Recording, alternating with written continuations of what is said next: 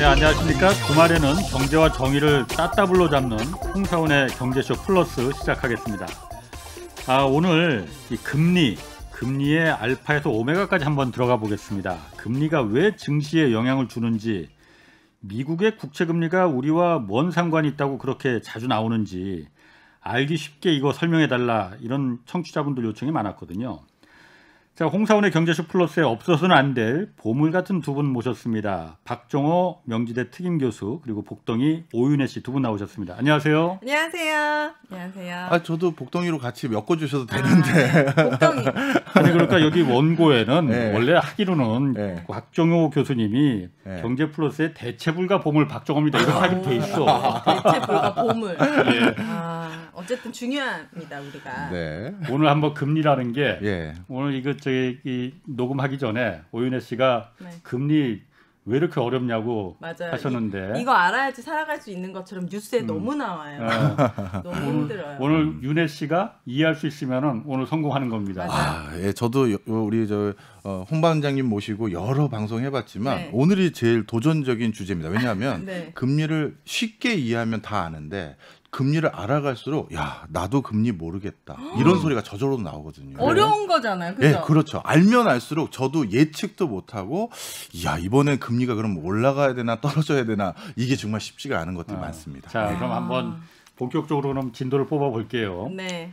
금리가 이자 뭐 이런 거는 알겠어요. 네. 언뜻 네. 이해하겠어. 그런데 거기까지는 알아요. 일단 먼저 금리를 누가 어떻게 결정하는 건지 그거부터 한번 좀 들어가 보죠. 네, 금리를 결정하는 가장 주요 키플레이어는 그 나라의 중앙은행입니다. 네, 결국 금리라는 거는 돈의 값어치거든요. 돈을 빌려준 대가로 받는 이자가 바로 금리잖아요. 네. 그러니까 이 돈의 가치가 얼마인지를 결정하는 건데, 그 돈의 가치를 결정할 때 중앙은행에서 돈을 많이 인쇄해서 뿌리면 돈의 가치가 흔한 게 떨어지고. 되고, 네. 그렇죠. 반대로 중앙은행에서 국채를 작고 매각한다는 건 민간에다 국채를 파는 거죠. 제가 국채를 매각했어요. 네. 그럼 매각한 대가로 전 뭘 받아야겠어요? 뭘 팔았으니까 아니, 돈을 받아야죠. 받아야죠. 네. 그러니까 중앙은행에서 국채를 매각한다는 건 중앙은행이 민간으로부터 돈을 회수한다는 뜻과 똑같은 거예요. 국채 한 번만 쉽게 설명해 주실 네, 수 있나요? 국채는 국가에서 발행하는 채권인데, 네. 국가도 갑자기 돈이 필요할 때가 있잖아요. 네. 그럼 돈을 빌릴 때가 있는 거죠. 오, 나라도? 그렇죠. 그러면 국채를 빌릴 때가 있는데, 정말 돈이 필요해서 돈을 빌리는 경우도 있지만, 네. 시중에 지금 돈이 너무 많이 풀린 거예요, 우리나라 돈이. 네. 그럼 그 돈을 회수해야 되잖아요. 네. 돈을 회수하기 위해서 국민들이나 민간의 누군가에게 국채를 파는 거예요. 돈은 찍어내면 되는데 왜 빌리는 거예요? 자, 설명을 드리면, 야, 오늘 역시 어려워지죠. 네. 죄송합니다. 오늘 제대로 걸리셨어요. 네, 네. 돈은 만들어내면 되잖아요. 아닙니다. 그러면 아니. 안 되는 게요. 네. 돈을 일반적으로 이렇게 생각하는 경우가 있어요. 국가가 돈이 필요하면 돈을 찍어내면 되는 거지, 그걸 왜 그냥 국채를 발행하고 아니면 국채를 뭐 매입하고 이런 식으로 막 돈을, 기존에 있는 돈을 막 빌리고 다시 빌려주고 그러냐. 네. 자, 돈을 찍어내는 게 굉장히 다른 부작용들을 일으킵니다. 한번 볼게요. 우리 오윤혜 선생님이 뭐 회사를 다니는데 한 달에 월급이 300만 원씩 있다고 치겠습니다. 그럼 국가가 갑자기 코로나19와 같은 이런 어려운 일이 터지면 네. 뭔가 방역도 해야 되고, 어려워지신 분들한테 지원금도 줘야 돈이 되니까 많이 필요하죠. 돈이 필요하죠. 네. 그럴 땐 원래 일반적으로 오윤혜 선생님 같은 국민들에게 세금 좀 더 내주세요, 이렇게 하는 방법이 네. 있죠. 그러면 300만 원 받는 분들에게 세금 일부 더 걷어가지고 필요한 데 쓰면 되는데, 네. 그럼 오윤혜 선생님의 그 월급이 줄어들죠. 네. 그런데 그렇게 내 월급 뺏지 말고 니네 돈 인쇄할 수 있으니 인쇄해서 나눠주면 되잖아. 이렇게 되면 어떻게 되냐면 돈이 시중에 쫙 풀리겠죠. 네. 그잖아요. 국가가 돈을 막 인쇄해가지고 막 쓰는데 여기저기 다 썼으니까. 그러면 돈의 값어치가 어떻게 돼요? 떨어지죠. 그럼 오윤혜 선생님이 예전에 300만 원 가지고 살 수 있었던 물건들을 못 사는 거죠. 그러니 실질적으로 돈을 이렇게 막 찍어내는 건 나한테 돈을 안 가져가긴 했지만 실질적으로 내 실질 소득, 그게 떨어지는 거니까 이게 나에게도 큰 데미지가 있어요. 네, 그래서 돈을 그냥 막 찍어내는 건 결국 세금을 거두는 것과 똑같은 일이 생기는 거예요. 그잖아요. 내 월급이 줄어든 거랑 네, 똑같은 거니까. 그러니 그런 뭐 부작용들 일으키지 말고, 왜냐하면 지금같이 경제가 안 좋을 때는 소비도 더 부양하고 투자도 더 하라고 유도해야 되는데 네. 내 소득이 실질적으로 줄어들어 버리면 그거 안 되는 안 거잖아요. 되죠. 그러니 막 채권으로 돈을 빌리고 빌려주고 뭐 이런 형태를 또 하는 게 있어요. 네. 그 다음에 다시 돌아와서 네. 때로는 우리나라 돈의 가치가 너무 흔해 빠져가지고 이거를 돈의 가치를 다시 올리고 싶으면 민간에 있는 돈을 회수해야 되잖아요. 네. 그걸 회수할 때 또 국채를 발행을 하는 거예요. 뭐 진짜 돈 쓸 때가 있어서가 아니라 아. 국채를 발행하면 국채를 오윤혜 선생님이 파는 순간 오윤혜 선생님께 네. 파는 순간 저는 돈을 받아야 되잖아요. 물건을 팔았으니까. 네. 그렇게 해서 시중에 돈을 회수한다. 이렇게 보시면 됩니다. 네. 아, 이거 설명하다가 또 한 진땀 뺐는데 우리 뭐 설명하다 일로 왔지? 그러니까. 지금 네. 그 금리에서 누가 그걸 정하느냐? 아, 맞아. 네. 자, 그래서 중앙은행이 네. 바로 이렇게 화폐를 발행할 수도 있고 회수할 수도 있는 권리를 가지고 있기 때문에 그 중앙은행은 돈의 값어치인 금리를 결정하는 제일 중요한 사람이에요. 네. 근데 여기서 중요한 게 있어요. 요즘 신문에 있는 거. 지금 미국의 중앙은행부터 많은 중앙은행들은 본인들이 그 좌지우지하는 그걸 기준금리라고 하는데 네. 그 기준금리는 계속 안 올리겠다. 막 이러는데 네. 무슨 미국 국채가 계속 연일 고공행진을 벌인다고 하고 그러면 이건 결국 중앙은행이 결정하는 게 아니잖아요. 예. 이 소리가 나오는 거죠. 네. 예. 자, 그래서 미리 제가 질문을 해본 네. 거예요. 네. 중앙은행이 결정하는 금리라는 건 초단기 금리예요. 음. 결국 금리는 돈 빌려준 이자잖아요. 네. 그럼 중앙은행의 그 금리는 며칠 빌려주고 받는 이자인데 아니면 몇 년 빌려주고 받는 이자인데 그게 있을 거 아니겠습니까? 미국의 중앙은행의 금리는 미국 시중은행에게 하루 빌려줄 때 적용하는 금리예요. 아. 하루 이자. 하루 이자예요. 아. 그리고 우리나라 한국은행의 중앙은행이 적용하는 금리는 기준금리라는 건 우리 시중은행에 7일 빌려주는 이자. 그거에 대한 이자율이에요. 그거는 중앙은행이 자기가 빌려주는 돈이니까 이자 이렇게 받아야겠어. 이렇게 정할 수가 있잖아요. 네. 그게 기준금리고 그거는 중앙은행이 마음대로 정할 수가 있죠. 네. 그런데 생각을 해보세요. 제가 어디 미국 은행 국채를 샀다. 10년짜리. 네. 그럼 앞으로 10년 동안 무슨 일이 일어날지 어떻게 모르지. 알아요? 알 수 없어요. 그러니까 이건 중앙은행이 지금 1일짜리, 7일짜리 금리를 어떻게 바꾼다고 해도 그 장구한 변화들이 많이 있다 보니까 중앙은행의 금리 변동과 그 관계가 좀 멀죠. 그렇네요. 그러니까 중앙은행이 막 어떻게 하겠다고 해도 그건 따로 노는 경우가 되게 많아요. 그래서 이렇게 기억하시면 됩니다. 중앙은행에서 금리를 어떻게 하겠다라고 발표하면 그거와 가장 가까운 만기가 있는 금리들, 네. 그러니까 1년짜리든 1년짜리 국채든 1년짜리 정기 예적금이든 뭐 1년 동안 내가 어디다 돈을 빌렸든 이런 거는 그거에 연동해서 크게 변할 수가 있어요. 네. 그런데 10년, 30년 거치 이거는 큰 상관이 없다. 그러니까 중앙은행이 정하는 그 기준금리하고 단기 금리는 서로 연동이 되는데 네. 그러니까 중앙은행과 같이 가는데 네. 오는데 10년짜리 뭐 30년짜리 이런 장기 금리는 네, 그거하고 상관없이 네, 사람들이 생각하는 그렇죠. 그거에 따라서 금리가 바뀐다는 거죠. 맞습니다. 실제 굉장히 역사적으로 저도 진짜 깜짝 놀랐던 사태가 있었는데요. 글로벌 금융위기 직전이었어요. 네. 그 2004년 6월 달부터 2006년 6월 달로 제가 기억하는데 그 2년 동안 미국 중앙은행에서 연준에서 금리를 한 번도 쉬지 않고 내리 계속 올렸어요. 어떻게 됐냐면 2004년 6월 달에 금리가 그때 1% 수준이었어요. 그랬는데 결국 2006년 6월 달까지 즉 2년 동안 금리가 얼마가 됐냐면 5.25%였어요. 그러니까 5배로 올린 거죠. 왜 그런 거지? 쉬지 않고 올렸어요. 네. 자, 이렇게 금리를 올려서 본인들이 원했던 거는 네. 금리가 올라가면 미국 돈의 가치가 올라간다는 거잖아요. 네. 그잖아요. 그래서 달러 가치가 강해지길 바랬는데 네. 달러 가치는 그 기간 동안 내리 계속 어떻게 됐느냐? 쭉쭉 떨어졌어요. 네. 뭐야? 그러니 네. 미국 중앙은행이라고 하는 그 전 세계에서 제일 맨파워가 강한 곳에서도 내리 2년 연속 본인들이 금리 올려가면서 우리가 원하는 건 뭐다라고 이렇게 울부짖었음에도 불구하고 시장에서 그것에 대해서 그대로 고스란히 워킹하지가 않아요. 그렇네요. 네, 그런 경우가 너무 많아요. 그래서 이번에도 파웰이라는 미국 연준 의장이 네. 미국 국채 금리가 오를 때마다 나는 안 올리겠다고 했는데 계속 그렇죠. 계속 오를 때마다 나와가지고 별의별 소리를 다 하세요. 이거 걱정 안 하셔도 되고 뭐 별의별 소리를 다 하는 이유가 본인이 가진 무기가 생각보다 이제는 많지가 않아요. 그 국채가 오른다라는 거는 그럼 사람들은 뭘 예측하기 때문에 국채가 계속 오르는 거예요? 정말 좋은 질문을 하셨어요. 국채 금리가 오른다라는 것들 중에 가장 큰 요인 중에 하나가 인플레이션이 앞으로 유발될 것이다라는 전망들이 많은 거예요. 인플레이션. 네. 인플레이션이 온다는 건 화폐 가치가 떨어진다는 거죠. 그렇죠. 돈을 네. 많이 찍어내서. 네, 맞습니다. 좋습니다. 네. 이렇게 보시면 될 것 같아요. 화폐의 가치를 평가하는 방법은 세 가지가 있어요.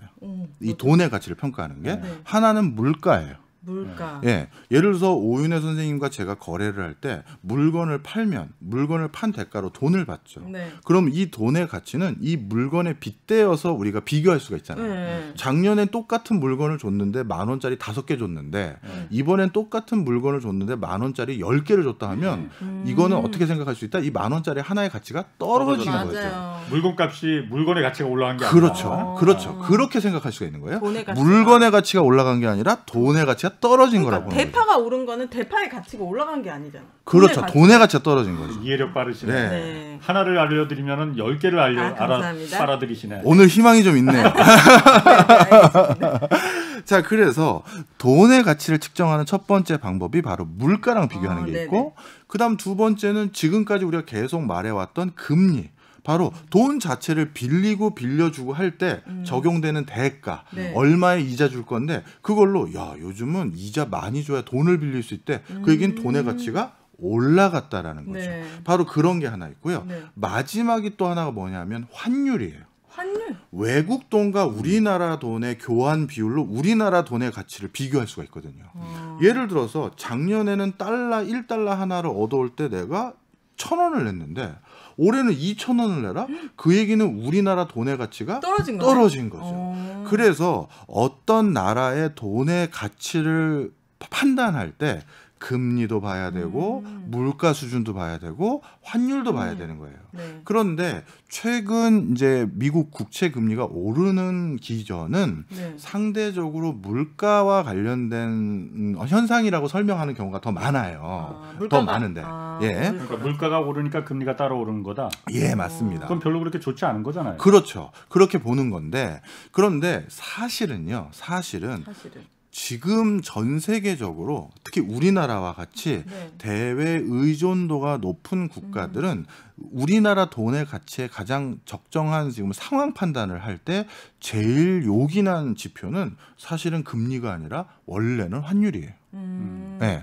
환율에 훨씬 더 우리나라 경제도 중요한 영향을 받고 그리고 우리나라 뭐 금리 올라가서 뭐 예를 들어서 소비 줄고 기업들 뭐 투자 위축되고 증시도 뭐 낮아지는 거 아니야? 이렇게 설명하는 그 설명력보다 네. 사실은 환율이 어떻게 바뀌었기 때문에 소비가 어떻게 되고 기업들 투자가 위축되고 수출이 잘 안 돼서 기업들 성과가 안 좋다라고 설명하는 게 훨씬 더 유의미해요. 네. 예, 이게 그래서 원래는 금리만 자꾸 요즘 너무 널뛰기를 하니까 네. 언급을 하지만 사실은 환율을 봐야 된다. 네. 이렇게 보시면 되고요. 네. 자, 조금 더 잠깐 거기 넘어가기 전에 네. 조금 전에 이제 미국에서 금리가 지금 오르는 게 물가 상승에 대한 그 우려 때문에 네. 이제 금리가 올라간다고 하셨잖아요. 네. 그래서 그건 별로 그렇게 좋은 바람직한 금리 인상이 아닌 거라고 맞아요. 하고. 예. 근데 어떤 분들은 그런 의견도 그 분석도 하시더라고요. 미국의 지금 경제 성장률이 굉장히 지금 생각보다 훨씬 더 좋아지잖아요. 이 경제가 좋아질 거라는 그 기대감 때문에 성장률이 굉장히 높아질 것이다. 네. 라는 그 기대감 때문에 지금 금리가 이렇게 뛰는 거다. 이거는 그렇게 나쁘게 볼 건 아니다라는 분석도 있거든요. 네, 정말 또 중요한 질문을 해주셨습니다. 금리가 오른다는 것들요 이렇게 보시면 돼요. 이제 주가랑도 그 같이 경제 성장률과 이제 같이 맞물린 거니까 그거에 대해서 설명을 좀 드리면 오늘 정말 힘드네. 머리가 지금 막 계속 돌아요. 야 이게 왜냐하면 금리라는 게 기승전결처럼 이래서 이렇게 되고 이래서 이렇게 되는 게 아니라 이 원인이 다시 금리의 결과가 되고 결과가 다시 원인이 되고 막 이렇게 서로 맞물리기도 하고요. 네. 그런 요소가 한 줄이 아니라 여러 줄이 있거든요. 네. 그래서 이거를 자칫 잘못하면 왜곡되게 잘못 말씀드릴 수 있으니까 아. 쉽게 설명하다가 왜곡하면 안 되잖아요. 그렇죠, 그렇죠. 그래서 이제 머리가 복잡한데. 네. 당 떨어지지 마시고. 네. 그래서 아까 그 봉지 커피 하나 마시고 왔습니다. 자, 그래서 설명을 좀 드리면 이렇게 보시면 될 것 같아요. 원래 금리가 조금 오르는 거는 주가에도 너무 좋은 시그널이고 경기에도 너무 좋은 시그널이에요. 왜 그러냐? 특히 네. 그 여기서 말하는 금리라는 건 제일 좋은 건 기준금리거나 아니면 제일 좋은 건 시중금리 중에서 단기금리들. 왜냐하면 금리가 올라갔다? 특히 중앙은행에서 금리를 올렸다? 네. 중앙은행에서 금리를 왜 올리겠어요? 경기가 이미 좋아졌기 때문이죠. 네. 이제 돈을 싸게 빌려서 어떻게든 돈 싸게 빌려갈 수 있게 해드릴 테니 소비하세요, 투자하세요, 고용하세요 할 필요가 없구나. 경제 이미 좋아졌구나. 네. 그러면 과열되면 또 문제 생기니 금리를 좀 올리자. 그래서 금리를 올리는 건 어떤 의미에선 경제가 좋아졌다라는 확증적인 증거인 거예요. 네. 네. 그리고 그런 금리를 또 올려야 되는 이유가 경제가 과열되면 여기저기서 소비한다, 투자한다, 막 물건 갖다 쓰기 시작하면 물가가 막 오르잖아요. 그럼 또 그게 또 문제가 되니 네. 물가를 잡아내리기 위해서는 아까 말한 돈의 가치를 올려줘야 되잖아요. 그럼 돈의 가치가 이자율이니 그걸 이제 올려줘야 되는 건데 네. 자 그러면 방금 우리 홍 반장님이 얘기해 주셨던 요즘 그럼 금리 올라가는 거는 좀 전에 말씀하신 것처럼 미국 경제가 요즘 부쩍 좋아지고 있는 시그널이 있기 때문에 네. 그 시그널을 반영한 거 아니냐 이렇게 해석할 수도 있는 거잖아요. 네. 그런데 그게 이번에는 아닐 가능성이 많기 때문이에요. 왜냐하면 금리가 천천히 오르거나 네. 살짝 오른 거는 증시도 마찬가지고 기업가도 마찬가지고 돈 빌려서 아파트 산 사람도 마찬가지고 대응할 수가 있어요. 네. 근데 짧은 순간 안에 금리가 너무 빨리 올라가면 네. 그리고 어떤 선 이상을 올라가면 이거는 큰일 나잖아요. 큰일 나는 거죠. 네. 기업가들은 원래 투자하기로 했던 계획을 철회하거나 소비자들은 원래 내가 이거 살까 했었는데 접어야 되는 네. 그런 경우가 생겨요. 그 숫자가 그럼 얼마입니까? 이건 매번 다른데 네. 이번에는 1.5에서 1.6% 정도를 보시면 좋아요. 미국 10년물 국채 금리가 네. 1.5에서 1.6보다 더 올라가면 야 이건 진짜 조금 문제가 생겼다. 이렇게 보는 게 낫고 그거보다 낮으면 그래도 이건 뭐 경기가 좀 좋아지려니까 금리 올라가는 분위기네. 이렇게 네. 생각해도 되는 건데 아. 그럼 여기서 말하는 1.5, 1.6은 도대체 어떻게 나온 숫자입니까? 그게 중요한 거잖아요. 네. 요 숫자는 미국의 가장 전도 유망한 회사들이 모여져 있는 지표가 있어요. S&P 500이라는 지수가 있습니다. 네. 종합주가지수. 그 S&P 500에 소속되어 있는 기업의 주식에 투자했었을 때 그때 받을 수 있는 배당 수익률이 1.5에서 1.6 사이예요. 배당 수익률이 예. 네. 자, 그러면 한번 보세요. 네. 내 돈 100만 원을 그 S&P 500에 소속되어 있는 회사에 주식을 샀어요. 주식을 사서 내가 그걸 팔아가지고 시세 차익 얻는 게 아니라면 내가 기대하는 수익률은 얼마?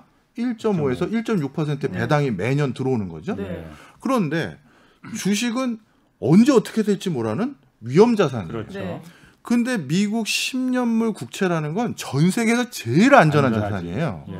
근데 그 전 세계에서 제일 안전한 자산을 사도 1.6%가 나온다고?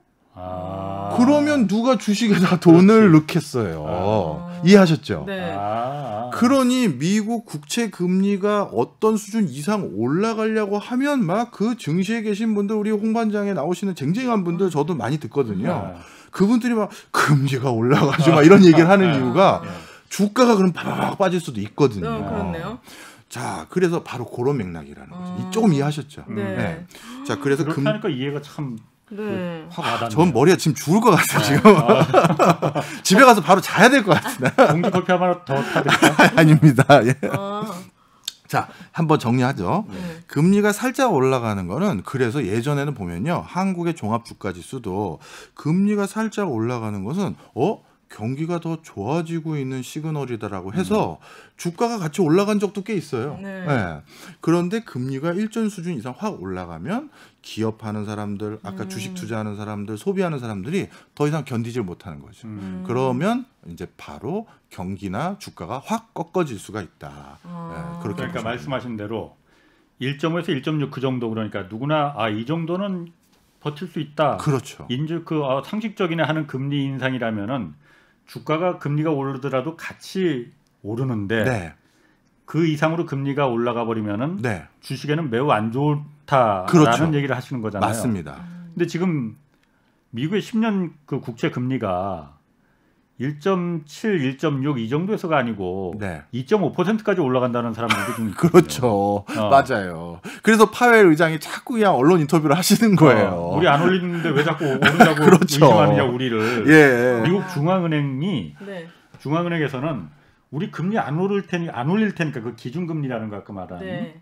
그거 안 올릴 테니까 우리를 의심하지 마. 네. 우리 돈 계속 풀어도 네. 이 정도는 우리가 금리 올려서 이거 뭐 그 경기를 보호하고 이런 거 안 할 테니까 네. 금리 올릴 걱정하지 마라고 하는데 말한 대로 10년짜리 금리는 그러니까 네. 시장에서 말하는 금리는 그걸 못 벌써 믿는 거예요. 벌써 올라가는 거예요. 그럼 전 이해가 안 되가 만약에 미국 국채 10년 네. 만기 국채가 있다.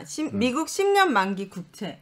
이거는 금리가 정해져 있는 거 아니에요? 처음에 발행할 때 정해져. 예. 근데 왜 그게 올라갔다 내려갔다 하는 거야? 그것도 이제 정해지지만 이제 그 사고 팔고 하는 과정들이 있잖아요.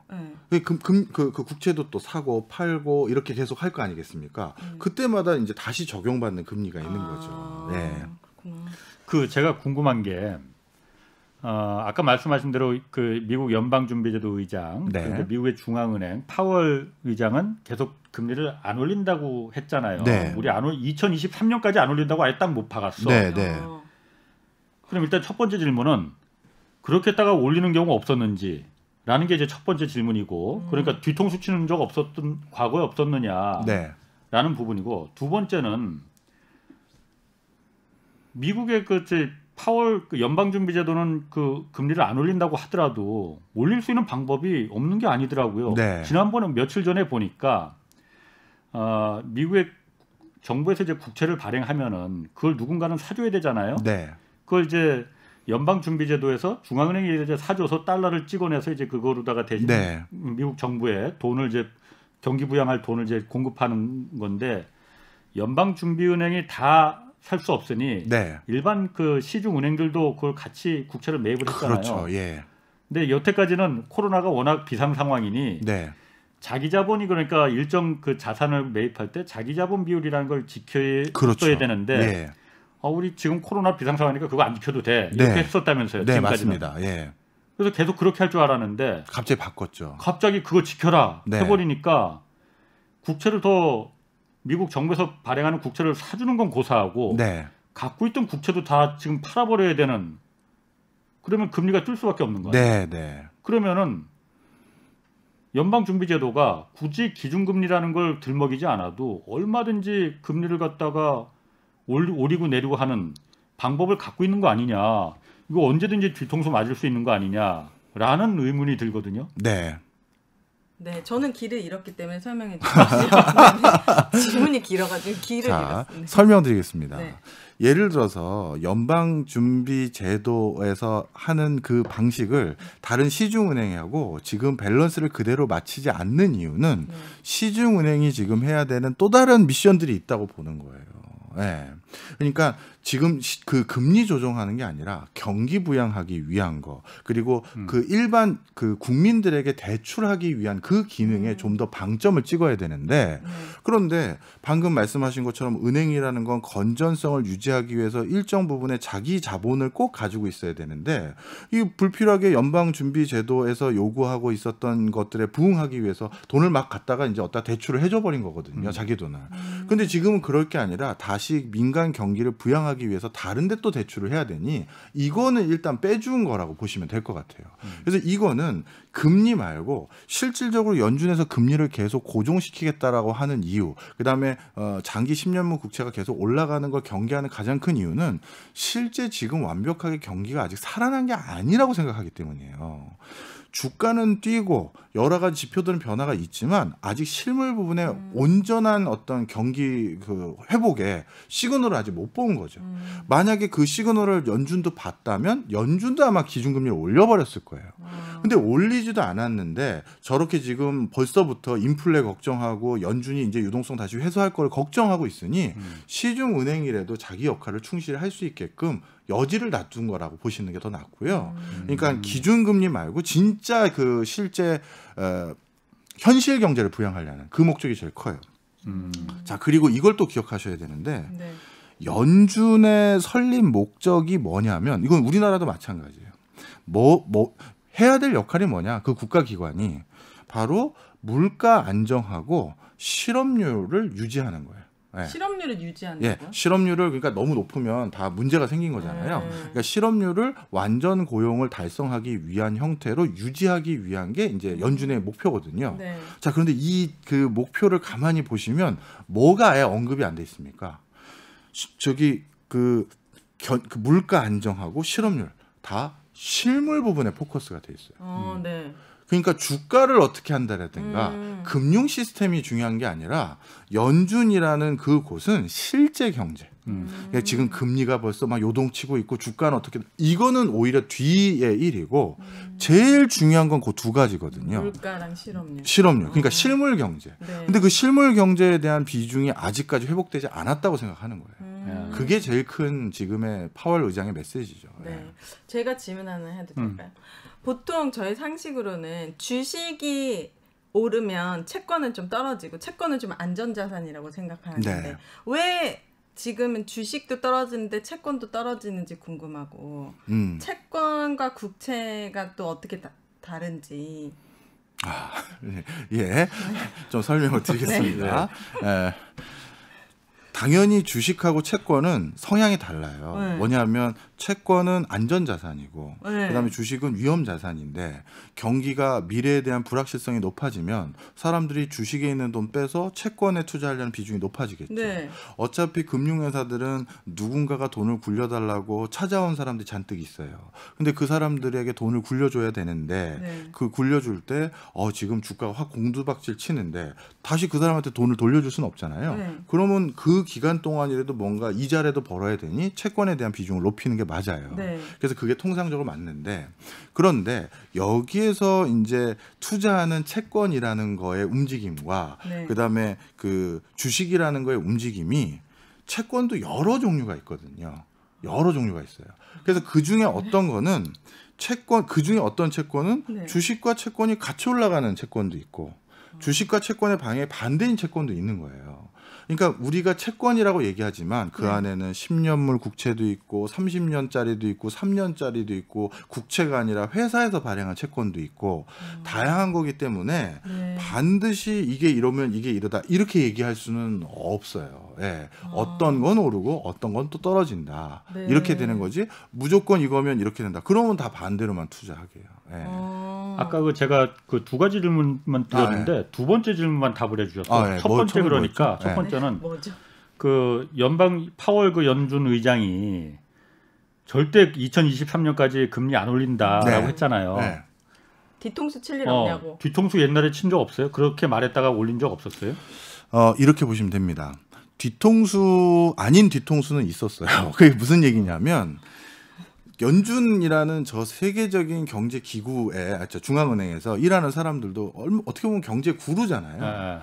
근데 미래가 어떻게 될지 본인들도 너무 자신이 없어요. 뭐 그럴 수 있죠. 그래서 저 사람들이 지금 하는 일들이 어떻게 되냐면 일단 본인들의 말을 믿게 만들려고 별의별 노력을 다 해요. 일단 어떻게 해야 되냐. 연준 홈페이지에 가끔 들어가 보면 네. 본인들이 회의한 것들을 다 정리해서 회의록을 다 올려놔요. 거기 보면 정말 어떤 이유 때문에 우리가 이렇게 결정하고 이런 게 있는데 거기에는 숫자를 잘 안 쓰는 게 원칙이에요. 그래서 거기 형용사로 표현되어 있어요. 네. 뭐 경제가 솔리드하다. 경제가 뭐 퍼머넌트한 어떤 상황이다. 그러면 이 솔리드라는 단어를 우리 같은 민간에 있는 사람들은 그거를 어떤 난이도, 어떤 정도, 경도 이런 걸로 표시해서 다 분석해가지고 다시 애널리스트나 이런 사람들이 보고를 하죠. 그 사람들의 말을 이제 다 풀어 쓰는 거죠. 네. 그런데 그 연준에서 그걸 그렇게 다 공개하는 이유, 세세하게 솔리드는 어떤 뜻이고 뭐는 어떤 뜻이고 하는 이유가 우리 말을 정말 믿어줬으면 좋겠다라는 그 오해하지 말았으면 좋겠다라는 그거고. 네. 그다음 두 번째 하는 노력이 뭐냐면 점도표라는 걸 발표해요. 네. 이 점도표라는 건 네. 지금 금리는 이거라고 딱 찍어서 이제 발표를 했을 거 아니겠습니까? 네. 기준금리. 그러면 그 다음 연준 회의 때는 괜히 또 다시 올리는 거 아니야? 낮추는 거 아니야? 이렇게 오해할 수 있잖아요. 네. 그래서 연준 위원들이 나는 지금 이 경제 상황일 때 그 다음번 금리, 그 다음번 금리는 어떻게 조정하면 좋을 것 같아 해서 동그라미를 쳐요. 내가 보기엔 그래서 점도표라 불러요. 네. 이렇게 금리가 바뀌어가야지만 될 것 같아요. 우리가 이렇게 조정해야 될 것 같아요라는 그것까지 다 서비스를 제공해요. 그러면서 우리 연준은 정말 이런 시계를 갖고 앞으로 가려고 합니다라는 소통을 하려고 합니다. 네. 자, 그런데 그럴 때 그럼 그렇게까지 하는데 무슨 뒤통수를 친다는 겁니까? 네. 뒤통수가 가끔 있는 게 네. 9.11 테러가 발생한다든지 예를 들어서 저기 뭐 전쟁이 또 다른 형태가 난다든지 이런 예상치 못한 일들이 생기는 거예요. 네. 아니면 뭐 리먼 브라더스 사태가 생긴다든가 이런 일이 생기다 보니 본인들도 차마 예측하지 못했던 일이 생기니까 말을 바꿀 때가 있는 거죠. 자, 그래서 원칙은 뭐다? 연준은 이렇게 보시면 돼요. 중앙은행과 정부는 경제를 바라보는 눈이 많이 달라요. 중앙은행과 정부는 네, 중앙은행은 아까도 실업률을 어느 정도 수준으로 계속 유지하면서 완전 고용 상태로 그 실업률을 낮추는 게 목표고 물가도 어느 정도 수준의 목표 물가가 있거든요. 네. 요걸 계속 지키자는 거예요. 그러니까 무슨 엄청난 혁신을 하거나 엄청난 퇴보도 안 하고 견실하게 조금씩 한 번 앞으로 가자. 네. 이게 중앙은행자들의 목표고. 네. 근데 정부는 그게 아니죠. 야, 뭐 혁신, 5G 해봐, 뭐 6G 해봐, 뭐 이런 거잖아요. 네. 거기 막 치고 나가야 되는 거죠. 결이 완전히 달라요. 네. 그래서 중앙은행 사람들은 말을 오히려 정부보다 잘 안 바꾸려고 해요. 왜? 자기 말에 대한 신뢰감이 천근 같아야 그 안정성이 유지되잖아요. 네. 그렇기 때문에 본인들은 지키고 싶은데 외부의 어떤 이슈가 터져서 못 지킬 때가 있다. 그런 경우. 희박하네요, 그래도. 그럼 내가 네. 또 한 가지 내 예전부터 참 이거 궁금했어요. 네. 제가 옛날에 그 화폐 전쟁이라는 책을 네. 참 재밌게 읽었거든요. 네. 화폐 전쟁이라는 책이 있어. 그거 네. 나중에 네. 보면 내가 그래서 나중에 이거 한번 시사 다큐멘터리로 한번 만들어야겠다 그렇게까지도 생각했었는데 우리나라 한국은행은 이 행정부와 독립돼 있지만은 어쨌든 국가기관이잖아요. 네. 네. 미국의 그 중앙은행 연방준비제도는 주식회사라면서요. 아닙니다. 그 약간 표현이 좀 잘못됐는데요. 네. 분명 그 상원 의원에서 관리 감독하는 그 국가기관이 맞아요. 네. 공무원이에요? 아니 그 성격이 이제 묘하기 때문에 바로 이제 주식회사라는 소리가 나오는데 국가에서 법적으로 법령에 의거해서 설립되어 있는 국가기구가 맞습니다. 네. 법인격은 그게 맞아요. 네. 그런데 그거를 조직하기 위한 방식이 저 어떤 대표적인 지방에 있는 그 시중은행, 그 시중은행 중에 한 은행이 연준의 지방은행으로 지정이 됐고 그 은행에서 재직하는 사람들이 여기 가운데 헤드쿼터에 해당되는 데로 오는 거죠. 그래서 여기에서 이제 커미티 같은 게 있어서 여기서 회의를 하는 그런 방식이거든요. 그러다 보니까 저 사람은 우리 공무원 시험 봐서 공무원 된 사람이 아니라 우리로 따지면 뭐 K은행, 뭐 H은행 이런 은행 다니던 사람이 저기 가서 일을 한 거니 저거는 주식회사로 보기가 쉽지만 실제는 분명 국가에서 관리 감독을 하고 있는 정부 기구고요. 연준에서도 수익이 생기거든요. 아까 이자 받잖아요. 금리로. 그 수익은 어디다 쓰느냐. 주식회사면 뭐 주주 배당을 하거나 자기가 가져가야 되잖아요. 그게 아니라 바로 상원 의원이 그 수익을 공적인 목적으로 쓰도록 다 법으로 규정이 되어 있어요. 그러니까 이건 주식회사는 아닙니다. 네. 그러니까 거기가 뭐 시티은행, JP모건 이런 은행들이 뭐라고 해야 될까? 그리고 투자를 했다고 하는 건 아니고 어쨌든 그 주주로 구성이 돼 있으나 그 수익이 이 은행들한테 가는 게 아니고 시티은행으로 가는 게 아니고 그렇죠. 미국 재무부로 간다. 맞습니다. 거죠. 그게 또 이제 약간 역사를 들여다보면 더 쉽게 이해가 되는데요. 연준이라는 이름이 특이하지 않습니까? 그러니까 페더럴이 들어가니까 완전히 국가 공무원 맞아요. 것처럼. 공무원이 아니었다는 게 그리고 충격이에요. 더 특이한 건 다른 나라가 보기에는 페더럴이 들어가면 뭐 미국 내에서는 공무원 같아 보일 수도 있는데 외국 입장에선 중앙은행이면 센트럴 뱅크라고 쓰면 되지. 네. 저 나라는 왜 센트럴 뱅크라고 안 쓰고 이상한 무슨 연방 준비 제도 뭐 이상한 페드 그다음 FOMC 이게 조금 다르긴 한데 이런 단어를 왜 쓰느냐? 그 이유가 미국이 처음에 이걸 만들 때 중앙은행이라는 그 기능에 대해서 반대하는 어떤 그 사람들이 너무 많았어요. 그래서 이게 중앙은행인데 중앙은행이 아닌 척하려고 이름을 그렇게 바꾼 거예요. 아, 중앙은행은 따로 없어요? 미국에? 없어요. 아, 예. 이거 하나만 이게 중앙은행이에요. 그래서 설명을 드리면 미국에서도 각 주마다 다 자치권이 아주 공고하잖아요. 네. 그런데 주마다 이제 경제 활동을 하는 과정에서 갑자기 미국도 경제가 자꾸 발달하다 보니까 대금 결제해야 되는 게 많아졌잖아요. 그런데 달러를 이만큼씩 뭐 그 말 뒤에다 싣고 가가지고 대금 결제하고 너무 불편하죠. 그래서 어떻게 하기로 했냐면 네. 내가 우리 동네 어느 은행에 달러를 얼마 예치하고 있는데 그 달러를 아니면 금을 얼마 예치하고 있는데 그거에 대한 어떤 약속 어음과 같이 그걸 써가지고 그걸로 대금을 지급하고 했었어요. 그리고 그걸 어딘가에다가 맡기고 현금을 찾을 때 또 대신 뭐 깡이라고 하죠 일종의 내가 이걸 너한테 맡길 때는 현금 좀 줘 했었을 때 그때도 적용되는 이자율도 있을 거 아니에요. 네. 자 그런데 주마다 그때 적용되는 이자율이나 적용 방식이 다 다른 거예요. 그러다 보니까 경제 활동이 원활하게 안 일어나는 거죠. 네. 여기서 받은 걸 가져가면 저쪽에서도 똑같은 가치를 인정해 줘야 되는데 저쪽 주에서는 그 주권을 아예 안 받고 저쪽 주권 받을 때 더 쳐주고 덜 쳐주고 이러니까 이게 경제 활동이 원활하지 않은 네. 거죠. 그래서 각각 주마다 이런 그 불협화음을 막기 위해서 우리도 진짜 유럽처럼 어느 나라들처럼 중앙은행이 필요하겠구나라고 생각을 했는데 미국인들은 뭔가 중앙에서 뭐 가져간다고 하면 그걸 제일 싫어해요. 그래요? 마치 그 유럽에 있었을 때 신분제 왕 같은 역할을 누가 하려고 생각한다고 생각하는 거죠. 그래가지고 절대 그걸 안 하려는 또 공고한 세력들이 있어요. 그 사람들을 설득하기 위해서 어떻게 했느냐? 제가 연도는 제가 지금 가물가물한데 이 연준 법이 통과됐던 날짜가 12월 23일이에요. 무슨 얘기인지 감 오세요? 날치기예요.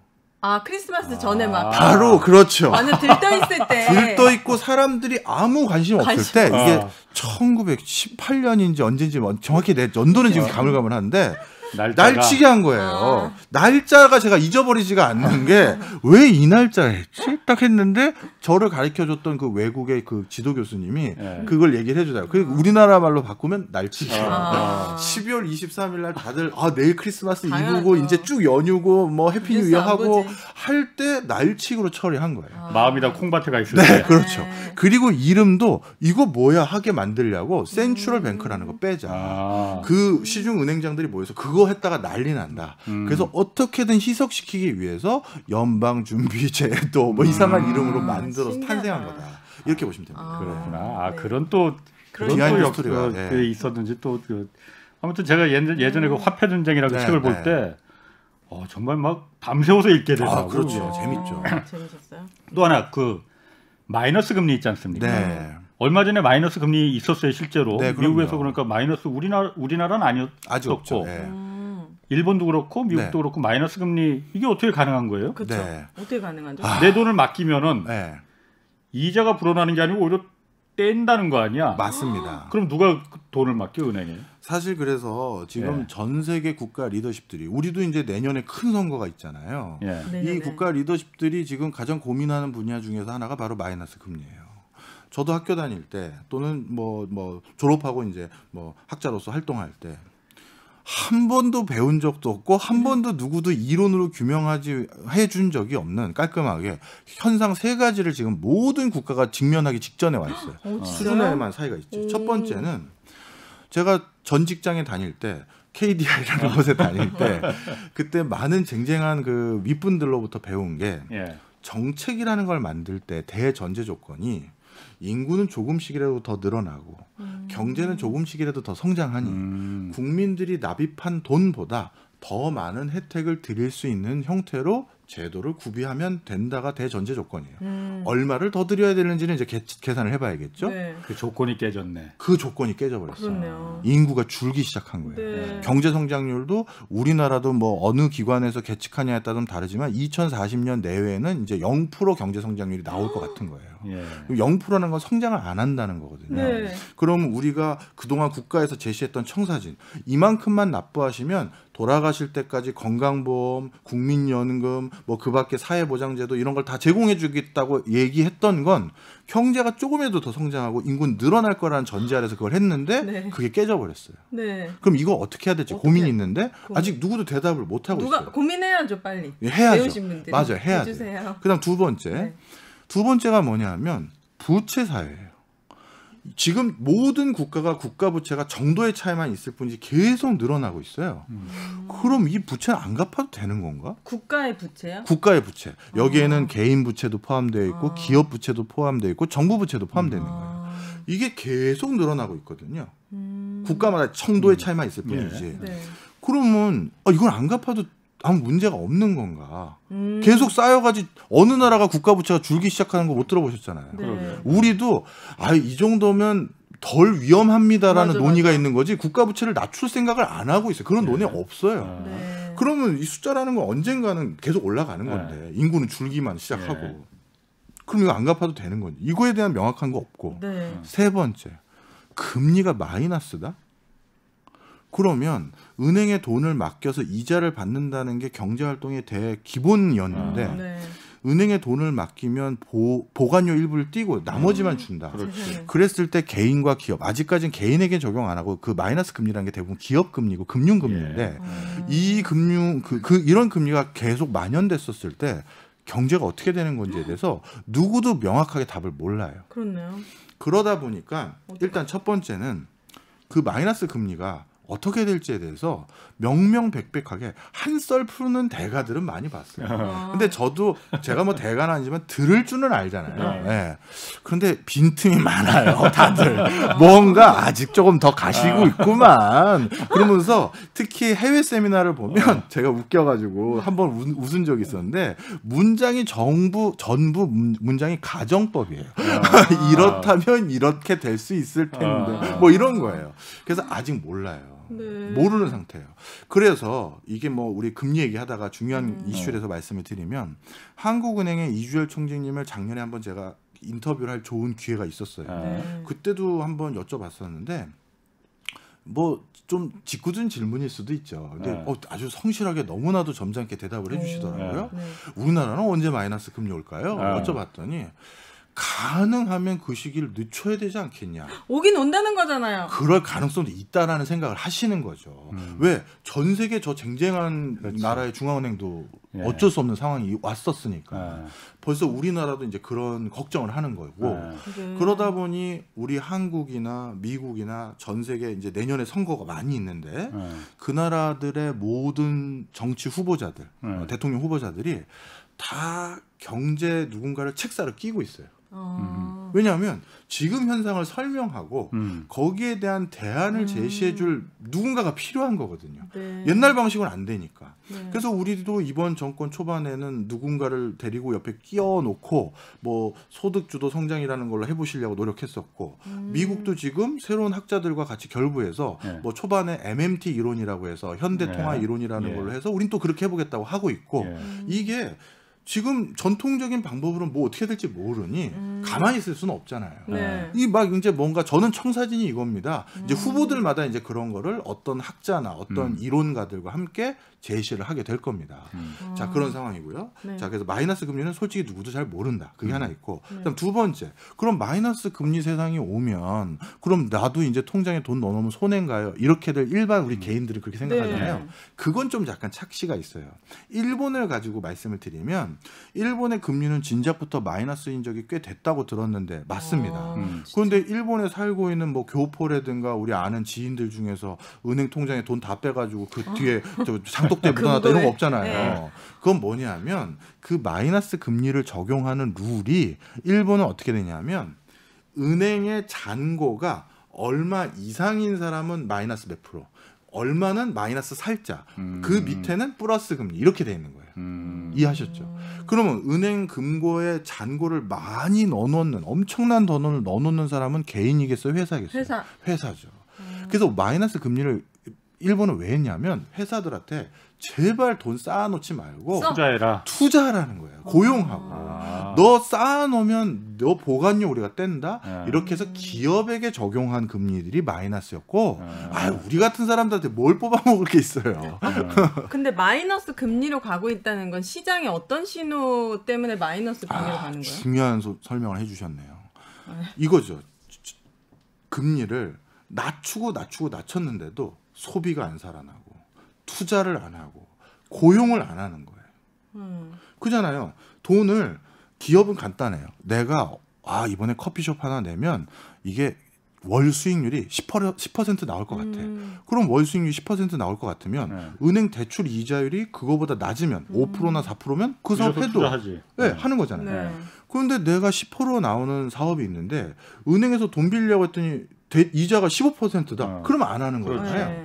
그래서 이자율을 낮춘다는 건 어떻게든 안 하려던 사업도 하게 만들어주고 내수를 더 활성화시키는 그렇죠. 그런 목적인데 세상에 금리를 0으로 만들어줬는데도 돈을 안 쓰는 거예요. 투자를 안 하고 소비를 안 하고 고용을 안 하는 거예요. 그러니 이제 뭐 하자? 돈 놔두면 보관료 띄울 거야. 갖다 써. 그게 마이너스 금리다. 이렇게 생각하시면 쉽죠. 경제 활동이 되게 많이 침체되어 있는 상황인 거네요.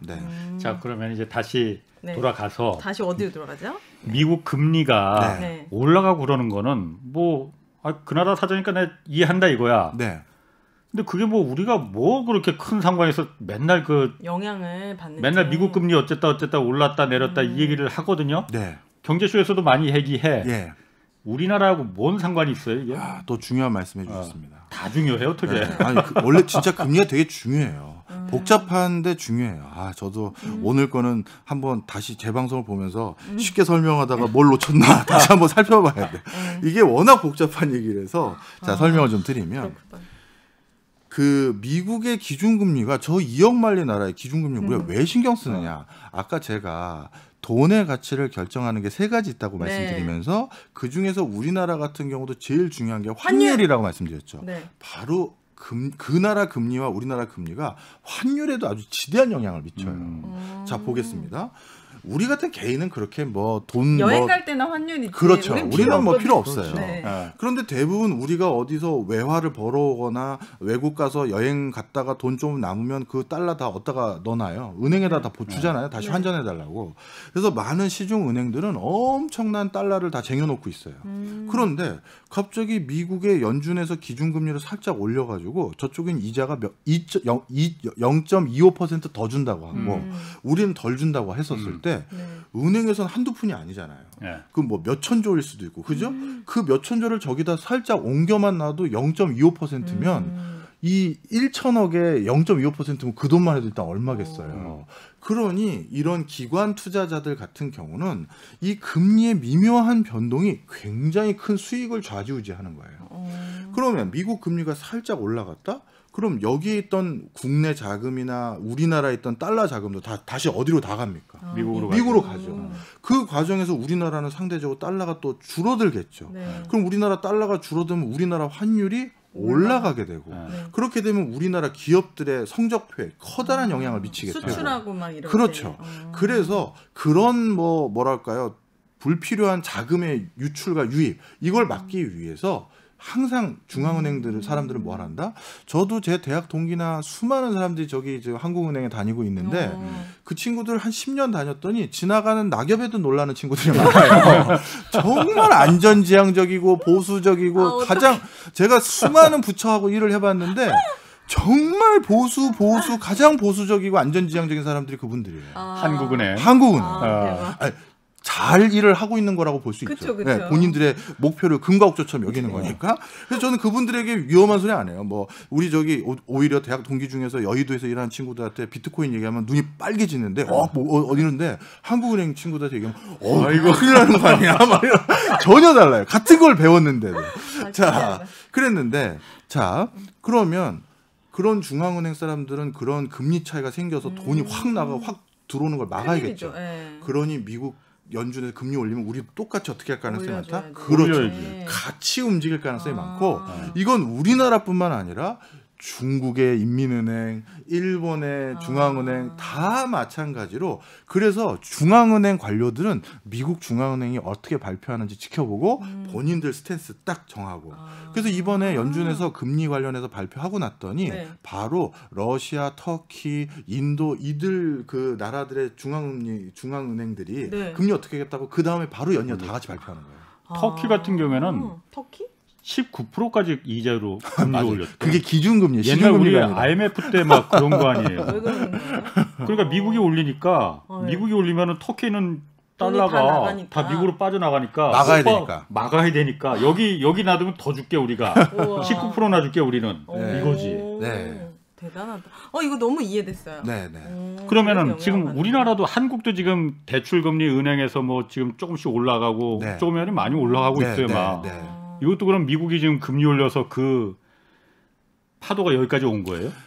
참 저도 그렇게 단순하게 말하면 얼마나 좋겠습니까? 그러니까요. 근데 아직 그거 말고 이거는 다른 요소들이 더 많아요. 예. 그래서 요거는 우리나라도 물론 미국처럼 인플레이션에 대한 우려도 있고 오히려 또 정부에서 대출 규제를 또 옥죄니까 옥죄는 상황에서도 대출을 받으려는 사람들은 그만큼 돈이 절박한 사람들이잖아요. 네. 그런 사람들에게는 조금 더 높은 금리를 적용해도 시중은행 입장에서는 여기도 돈놀이하는 어떤 상업은행이니까 네. 그런 차원에서 금리가 또 올라가는 상품들이 또 있어요. 그러니까 이런 거를 모두를 미국 중앙은행 금리 변화만 가지고 설명하는 것도 또 오류가 많죠. 예.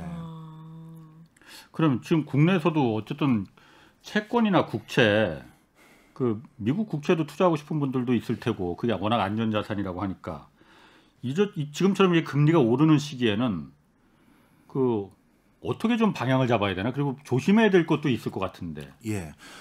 일단 주식 투자하시는 분들에게 먼저 말씀을 드리면 주식 투자하시는 분들 입장에서는 지난해 정말 야, 나 주식 투자로 돈 좀 벌었어라고 하는 성장주라고 불리우는 것들이 있어요. 이 성장주는 테슬라. 예, 맞습니다. 지금 당장 돈은 버는 건 없어요. 그런데 이 회사가 너무 앞으로 뭔가 크게 하나 뭐 할 것 같은 회사들 네. 이런 회사들을 성장주라 부르는데 네. 그럼 이런 회사들은 지금 당장 돈을 버는 게 없으니까 당연히 좀 떨어질 것 같은데. 아니 당연히 돈을 어디서 구했겠어요. 빌려온 거죠. 네. 그런데 빌려오는데 시중금리가 올라간다? 그럼 이런 회사들은 가장 취약해지는 거죠.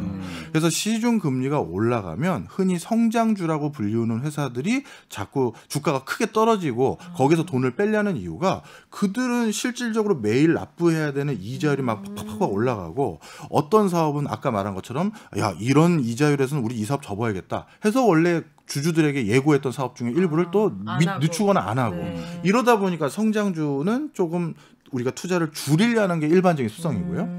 반대로 가치주라고 하는 거 있죠. 이 가치주는 뭘 말하는 거냐 하면 쉽게 얘기해서 돈을 뭘로 벌고 있는 회사들. 이런 회사들로 여기 돈 뺐으니까 어디다 넣어야 되잖아요. 글로 돈을 넣기도 합니다.